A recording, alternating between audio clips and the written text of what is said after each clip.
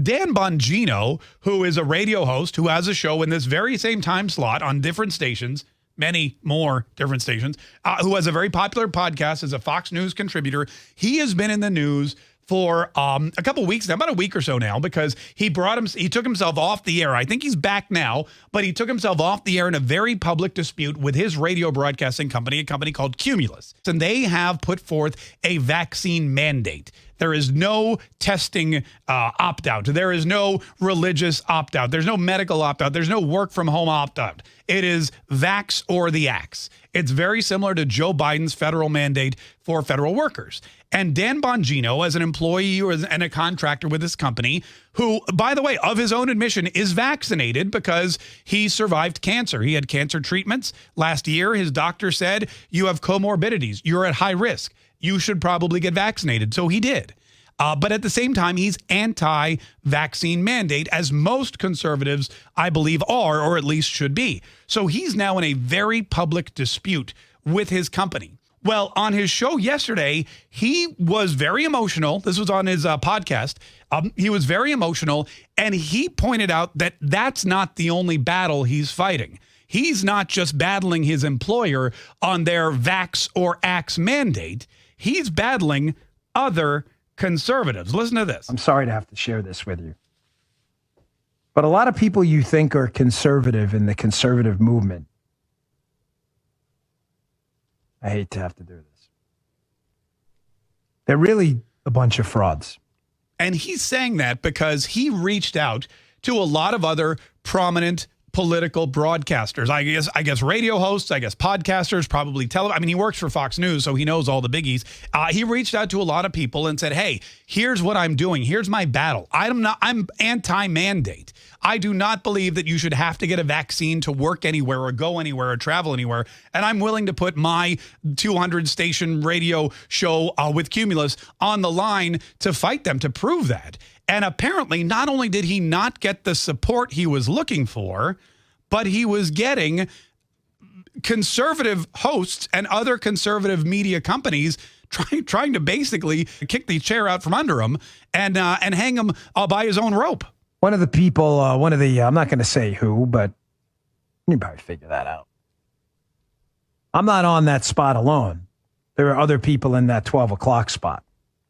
One of the companies that represents one of those other shows has not only not supported me at all, although despite being a conservative radio brand, but they have actively undermined my effort to fight these vaccine mandates by reaching out to program directors across the country and recommending that they dump my show and replace it with their show. All right. By the way, I'd like to preface this by saying he's not talking about me or this company. I'm pretty sure Dan Bongino has no idea who I am.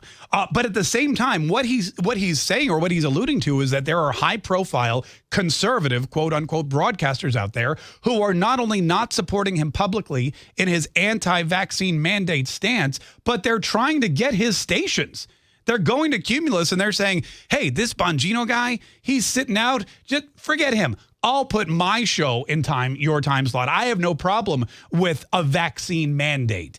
And as a result, Bongino's calling them out as conservative frauds, because if they really were conservative, if they really were for your liberties and your freedoms, they would not allow people at radio stations that they were broadcast on to be fired for no reason other than the fact that they refused to get vaccinated. So he's fighting a two-front battle. One with his company against the vaccine mandate and another with his fellow conservatives.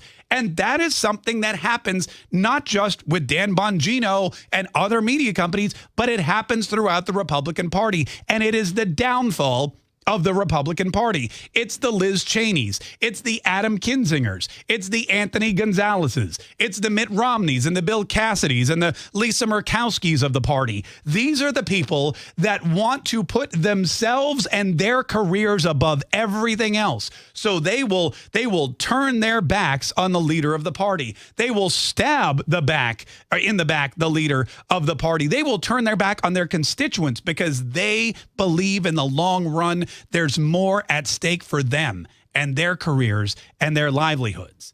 It happened with Liz Cheney. It happened with Adam Kinzinger. It happens with a whole lot of them. And as a result, Republicans can never, ever, ever succeed the way they're supposed to. But that happens at every level of the conservative movement, every level of the Republican Party. And now it's even happening with conservative media. Think about that for a minute. You've been selling to your audience for years that you're a conservative radio company. And the minute an actual conservative stands up for something at great expense to himself,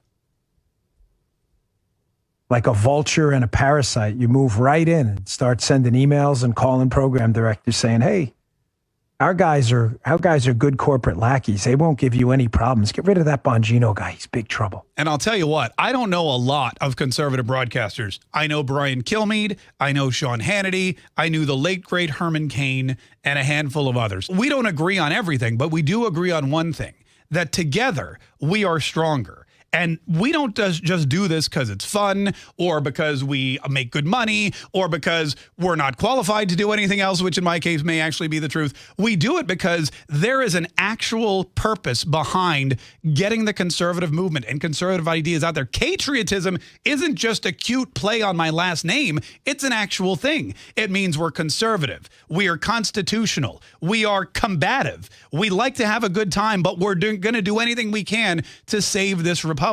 And it would be a lot easier if, as Dan Bongino pointed out, and the rest of them, we did it together.